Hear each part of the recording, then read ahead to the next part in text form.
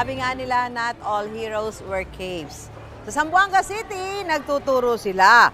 Linggo-linggo silang bumibiyahe sa dagat para makarating sa mga eskwelahan.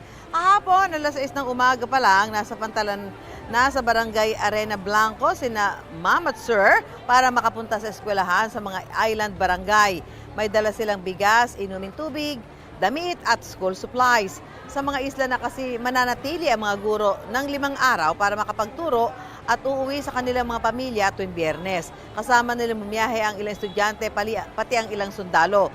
Dati na kasi nagkaroon ng insidente ng pagdukot sa mga guro sa Zamboanga City kaya nagbabantay ang mga sundalo.